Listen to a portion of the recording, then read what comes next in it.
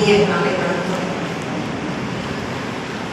மயிலை சீனி வெங்கடசாமி அவர்களுடைய 125வது பிறந்த நாள் தொடர்பாக நிகழ்கிற இந்த உரையரங்கில் உங்களோடு நானும் ஒரு பார்வையாளராக பங்கேற்பாளராக கலந்து கொள்வதில் மிக மகிழ்ச்சி அடைகிறேன். இந்த உரையரங்கில் எனக்கு பேசுமாறு கொடுத்த தலைப்பு மயிலையாரின் இரு கதையாளர்கள் அப்படிங்கிற சொல்லை உரையாடல் அப்படிங்கிற நிலையில் இல்லாமல் கதை தொகுப்புகள் அப்படிங்கிற பொருள்களில் நான் இந்த கட்டுரையை பயன்படுத்துகிறேன். தமிழியல் ஆய்வு வரலாற்றை மயிலை சீனி வெங்கடசாமியை தவிர்த்து நம்மால் எழுத முடியாது. இந்த ஒரு தொடர் போதும் நம்முடைய தமிழியலின் நீண்ட நெடுவழி பயணத்தில் அவர் எத்தகைய பங்களிப்பை செய்துள்ளார் என்பது. பேராசிரியர் சதீஷ் சொன்னதைப் போல சுமார் 50 ஆண்டுகள் தமிழியல் சார்ந்தே 20ஆம் நூற்றாண்டினுடைய தொடக்க காலத்தில் அந்த சூழலில் என்ன தேவை என்பதை புரிந்து கொண்டு அதற்கான தரவுகளை நோக்கி தேடி தொகுத்து ஒரு தேனியை போல செயல்பட்டவர் மயிலை சீனி வெங்கடசாமி. தொடர்ச்சியான உழைப்பு, அவருடைய ஆய்வு பயணம் கிருத்தமும் தமிழும் என்கிற நூலிலிருந்து தொடங்குகிறது. இந்த தொடக்கத்துக்கு அவருடைய பள்ளி படிப்பு பேராசிரியர் காரணமாக இருந்தார்கள் என்பது நாம் அறிந்து செய்யும். இந்த அவருடைய ஆய்வு நூல்களை எல்லாம் நாம் தொகுத்து பார்த்தோமானால் அவருடைய ஒரு பரவலான வாசிப்பு, எல்லா துறை சார்ந்தும் அவருடைய பரவலான வாசிப்பை பார்த்து நம்மால் வியக்காமல் இருக்கவே முடியவில்லை. ஒரு ஆய்வாளருக்கு என்னென்ன தகுதிகள் தேவை என்பதை உணர்ந்து தெரிந்து அதற்கான தேவைகளை தகுதிகளை வளர்த்து கொண்டே தமிழியலையும் வளர்த்து, அப்படித்தான் நான் மயிலை சீனி வெங்கடசாமியை புரிந்து கொள்கிறேன். பல மொழி புலமை இருந்தாலே போதும். இன்னைக்கு நாம பார்க்க இருக்கக்கூடிய என்னுடைய உரையினுடைய அடிப்படையாக நான் எடுத்துக்கொள்ளக்கூடியது பௌத்த கதைகள், புத்த சாதன கதைகள். இந்த கதை மரபு சம்பந்தமாக நம்முடைய தமிழ் மொழியில் பெரிய அளவு ஆய்வு நூல்கள் வெளியே வரவே இல்லை. அது தமிழ்ல வர்றதுக்கு சுமார் 100 ஆண்டுகள் ஆகியிருக்கு. ஆனா 1861 வந்து பாலியிலிருந்து நேரடியாக ஆங்கில மொழிபெயர்ப்பு சொல்ல முடியாது, ஒலிபெயர்ப்பை செய்து டிரான்ஸ்லிட்ரேஷன் அப்படின்னு சொல்லுவாங்க, அந்த பணியை செய்திருக்கிறார்கள். அப்போ அவருடைய ஆய்வு பரப்பு அப்படின்னு பார்க்கும்போது அவருடைய தொடக்க கால பதிவாக நம்ம சொன்ன மாதிரி அவருடைய கிறிஸ்தவம் தமிழும், இடையில இவருடைய தமிழ் புலமையை ரொம்ப காத்திரமாக வெளிப்படுத்தக்கூடிய நூல்களாக நான் 2 நூல்களை கருதுவதுண்டு. ஒன்று 19ஆம் நூற்றாண்டு தமிழ் இலக்கியம்.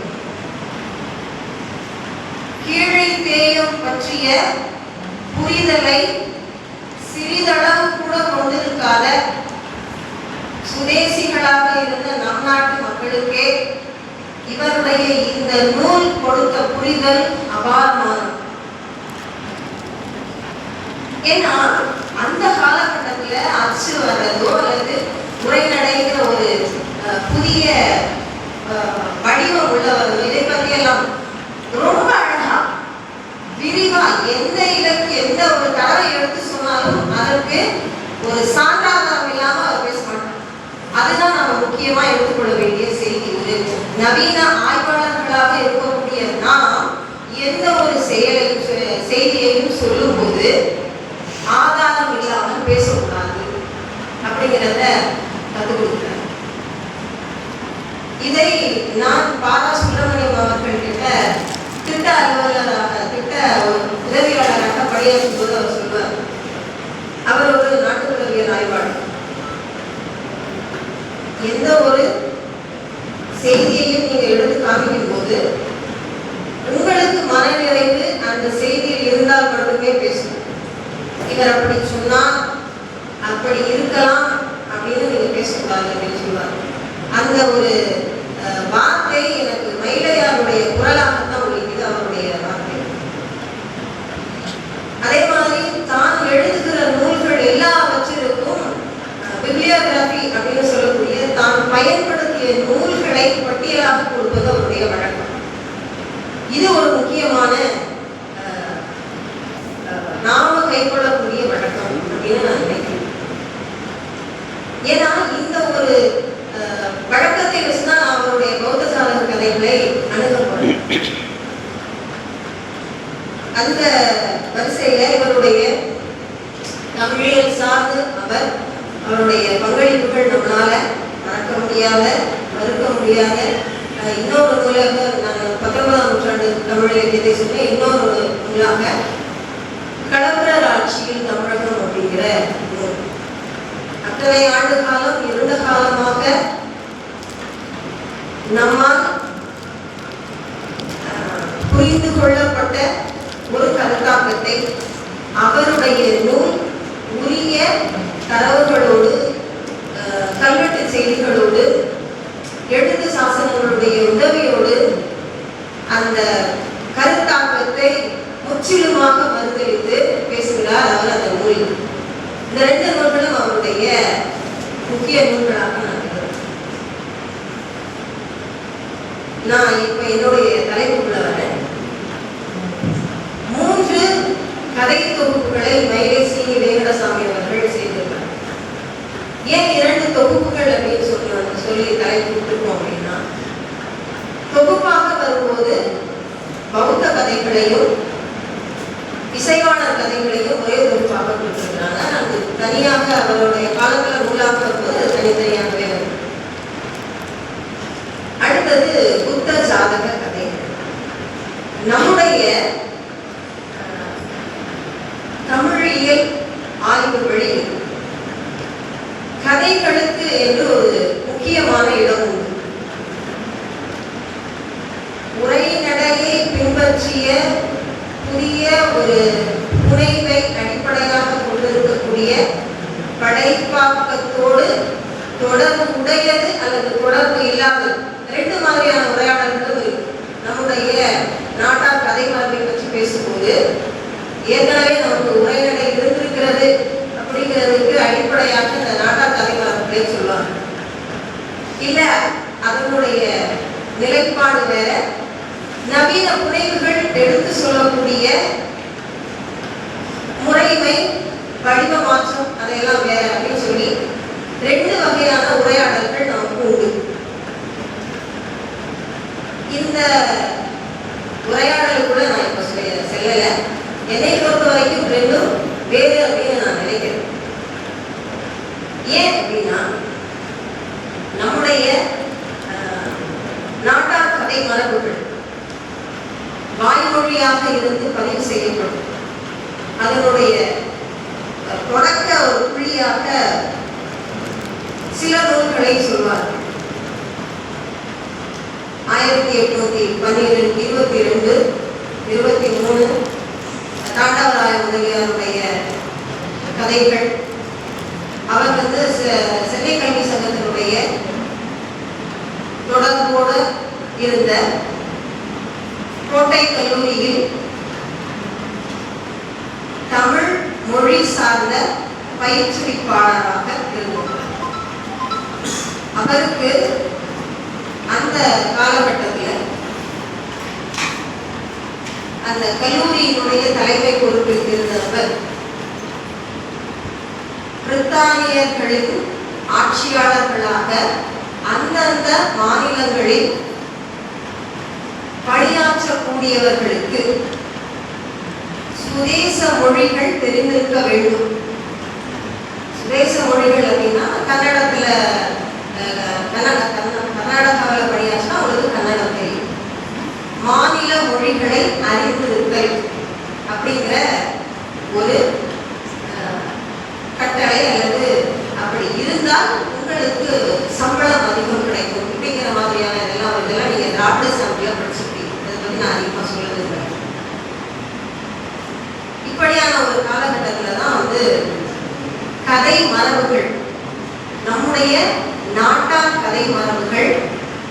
அச்சாக்கம் பெறும். இதை பற்றி பேசும்போது த ஓல்டு டெக்கன் டேஸ் அப்படின்னு சொல்லுவாங்க, தக்கான பீடபூமி கதைகள் அப்படிங்கிற அந்த தொகுப்பை பிரேரி அப்படிங்கிற ஒரு ஆட்சியாளர்களுடைய மகள் தொகுத்த அந்த தொகுப்பை முதன்மையானதாக சொல்லுவாங்க. ஆனால் தமிழ்நாட்டில் அதுக்கு முன்னாடியே வந்தது.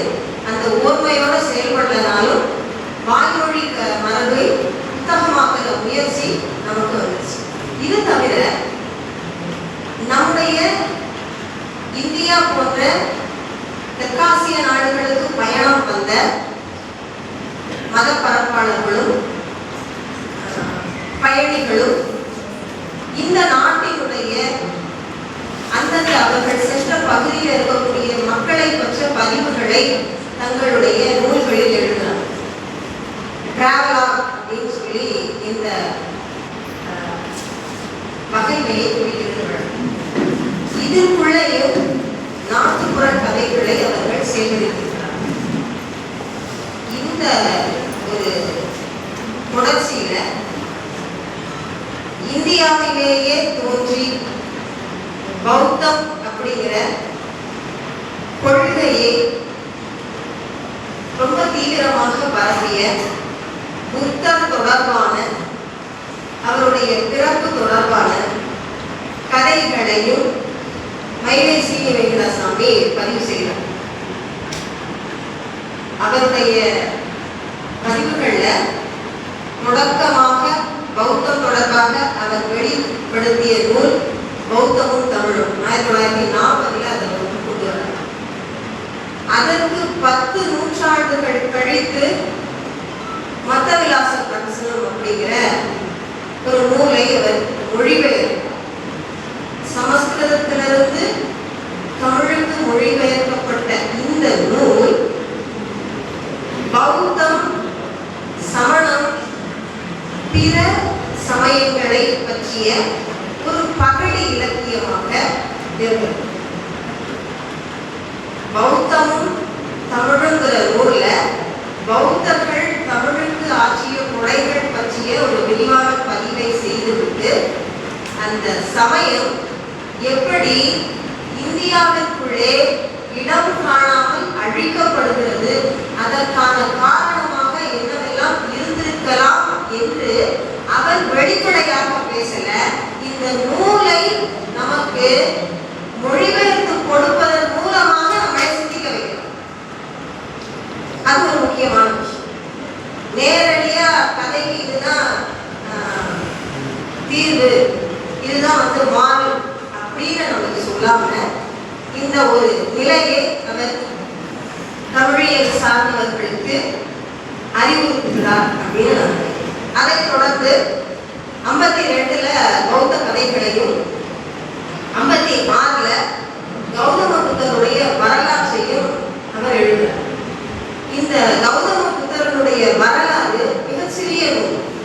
புத்தரை பற்றிய எளிய அறிமுகத்தை மிக சாதாரணமான மக்களுக்கு கொடுத்த நூல். என்னுடைய அடுத்த அமர்வுல பேராசிரியர் பரமசிவம் இதை பற்றியெல்லாம் பேசுவாங்க, நான் அதிகமா பேசல.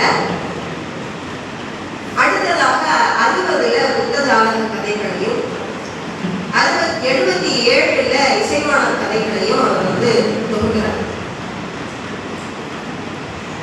இந்த தொகுப்பு, இந்த 3 தொகுப்புகளுக்குள்ளேயும் பௌத்த கதைகள், புத்த ஜாதக கதைகள், இது ரெண்டும் வேறுபட்டு இருக்கிற மாதிரியான ஒரு தோற்றம் உங்களுக்கு இருக்காது. பௌத்தம் தொடர்பானதுதான் இது ரெண்டும் அப்படிங்கிற மாதிரியான ஒரு எண்ணம் தான் நமக்கு இந்த ரெண்டையும் படிக்கும் போது தோணும். இசைவாணர் கதைகள் பெயரிலேயே மாற்றம். இசை அப்படின்னா அது ஒரு கலை சார்ந்த நபர்களுடைய கதைகளாக இருக்கலாம்ங்கிற ஊகத்தை அது நமக்கு தந்துவிடும். பௌத்த கதைகள் புத்த ஜாதக கதைகள். ஜாதகம் அப்படின்னாலே பிறப்பு அப்படின்னு பொருள் அப்படின்னு சொல்றாங்க. அப்படிங்கிறது இந்த புத்த ஜாதக கதைகள் பத்தின தொடர்ச்சியான ஆய்வுகளை செய்தவர் இந்த கோஸ்கோல் அப்படிங்கிறது. 1861லேயே இது தொடர்பான ஒரு நூலை எழுதுறார். 5 ஜாதகா டேஸ் அப்படிங்கிற பேர்ல அவர் அந்த நூலை கொண்டு வர. பௌத்தம் பற்றிய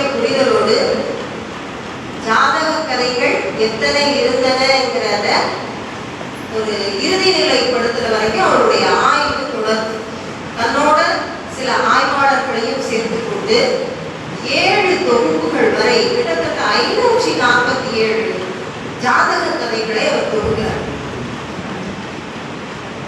இது அவருடைய அளப்பரிய பணியாக இந்த ஜாதக கதைகள் பற்றின ஒரு ஆய்வு வரலாற்றில் சொல்றாங்க. ஆனாலும் அந்த கதைகள் பத்தின புரிதல் நமக்கு இல்லாம இருக்கும். காரணம் அது டிரான்ஸ்லிட்ரேஷன். பால் மொழி தெரிந்திருந்தால் மட்டும்தான் நமக்கு தெரியும். நம்மளால ஆங்கிலத்தில் அதை படிக்க முடியும், ஆனால் அது என்ன சொல்லுதுங்கிறது நமக்கு தெரியாது. இந்த இடத்துல அந்த இடத்தை நிறைவு செய்வதற்காக ரைஸ் டேவிஸ் வராங்க. 1880 புத்திஸ்ட் பர்த் ஸ்டோரிஸ் அப்படிங்கிற பெயர்ல ஒரு நூலை அவர் வெளியிட்டார். ஜாதகா டேல்ஸ் அப்படின்னு சொன்னாங்க. இதுல ஒரு சுமார் 200க்கும் மேற்பட்ட கதைகளை பற்றின ஒரு கிண்டையும் ஒரு 100 கதைகளையும் அவர் வந்து கொடுக்குறார். நான் மறுபடியும் பௌத்த கதைகளுக்கும் புத்த ஜாதக கதைகளுக்கும் பௌத்தம் அப்படிங்கிற சொல் அல்லது புத்தர் அப்படிங்கிற சொல் எதை குறிக்கிறது அப்படின்னு கேட்டா நம்முடைய புத்தர் பெருமானை குறிக்கிறது அப்படின்னு நம்மில் பலர் சொல்லலாம். ஆனா பௌத்தம் பற்றிய தேர்ந்த அறிவு கொண்டவர்கள் புத்தம் அப்படிங்கிறது தனிப்பட்ட ஒரு நபருடைய பெயர் அல்ல, அது ஒரு நிலை. 10 பலங்களை பவர்ஸ் அப்படின்னு சொல்லுவாங்க ஆங்கிலத்தில். அந்த பலங்களை பெறுவதற்காக போதிசத்வர்களாக பிறக்கக்கூடியவர்கள் பல்வேறு வகையான பிறவிகளை எடுத்து அந்த பிறவிகளில் அவர்கள் பெறக்கூடிய அனுபவங்களை கொண்டு அந்த 10 பலன்களையும் பெற்ற பிறகு அவர்கள் புத்தர் என்கிற நிலையை அடைவார்கள் அப்படின்னு சொல்லி இந்த விளக்கத்தையும் நம்ம கௌதம தமிழ்ங்கிற நூலில் அவருடைய மயிலை செய்தியினுடைய நூல் மூலமாக நமக்கு தரணும். வெளிப்படையாக சொல்ல போனால் பௌத்தம் தொடர்பான ஒரு எளிய செய்தி கூட இன்னைக்கு நம்மளுடைய தமிழ்நாட்டில் படிக்கக்கூடிய பிள்ளைகளுக்கு இல்லை. நான் 10ஆம் வகுப்பு படிக்கும் போது புத்தரை பற்றின ஒரு சிறிய பக்தி அறிமுகத்தையும் போதிசத்துவரை பற்றார் மகாவீரரை பற்றின ஒரு சிறிய அறிமுகத்தையும் படித்த நினைவு இருக்கு. அந்த காலத்துல அவர்கள் இந்திய நாட்டில் தோன்றவங்க தான் தெரியாது. வெளிப்படையா சொன்ன உண்மை இந்திய நாட்டிலேயே தோன்றிய இந்த சமயங்கள் எப்படி காலாவதியானது அப்படிங்கிறது வரைக்கும் தன்னுடைய வரலாற்றை நீட்டு எழுதி கொண்டே இருக்கிறார் மயிலேசி. பௌத்த கதைகள் அப்படிங்கிற பகுதியில அவர் கொடுக்கக்கூடிய கதைகள் புத்தர் நேரடியாக அந்த கதையோடு தொடர்பு கொண்டவராக இருந்தார். புத்த ஜாதக கதைகள்ல இந்த கதைகளை புத்தர் தன்னுடைய தேரர்களுக்கு, பிக்குகளுக்கு, தேடிகளுக்கு ஏதோ ஒரு காரணத்துக்காக சொல்ற மாதிரி இதுதான் 2த்துக்கும் இடையில இருக்கக்கூடிய வித்தியாசம். இந்த 2 கதைகளையும் மயிலேசி தொகுத்தாரா மொழிபெயர்த்தாரா அப்படிங்கிற ஒரு பெரிய சந்தேகம் ஏற்பட்டுச்சு. ஏன்னா பௌத்த கதைகள்ங்கிற நூலில அவர் கொடுக்கக்கூடிய முன்னுரையில அவர் அதை தொகுத்ததாக சொல்றார். புத்த ஜாதக கதைகள்ல அந்த மாதிரியான எந்த குறிப்பும் இல்லை. அப்போ புத்த ஜாதக கதைகளை அவர் தொகுத்திருப்பாரா அல்லது மொழிபெயர்த்திருப்பாரா? இதை தேடி சுற்றி நான் அலையும் போது எனக்கு கிடைச்சதுன்னா ரைஸ் டேவிஸுடைய அவருடைய நூல்ல இவர் சொல்லக்கூடிய கதைகள் ஏதாவது அங்க இருக்கான்னு சொல்லி நான் வந்து தொடர்பு படுத்திக்கலாம். அப்படி பார்க்கும்போது நாம் எல்லாருக்கும் தெரிந்த ஒரு கதை, ஒரு பிடி கடுகு. தெரிந்திருக்கும் என்று நினைக்கிறேன். நம்முடைய தமிழர்களுடைய நம்பிக்கைகளில் இன்றும் தொடர்ந்து இருக்கக்கூடிய சில நம்பிக்கைகள் உண்டு. இரவு நேரத்தில் ஊசி கொடுக்கக்கூடாது, உரை மோர் கொடுக்கக்கூடாது, வெத்தலை கொடுக்கக்கூடாது, கடுகு கொடுக்கக்கூடாது. இதெல்லாம் நம்முடைய நம்பிக்கைகளில் இருக்கக்கூடிய ஒன்று.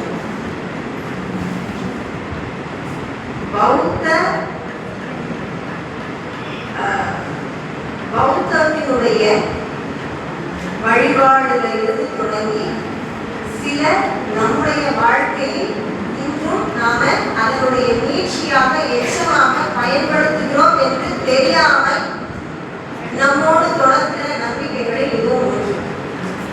இந்த கழுகு மலை, பண்டவ மலை, அதை பற்றிலாம் நான் சொல்லுவார்.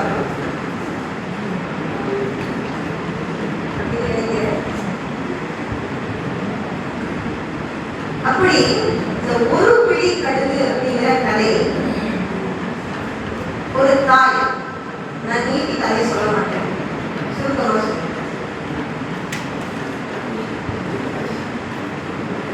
ஒரு தாய் தன்னுடைய தான் பெற்ற ஒரு குழந்தையை சீராட்டி பாராட்டி நல்ல முறையில் வளர்ந்து கொண்டிருக்கிறாள்.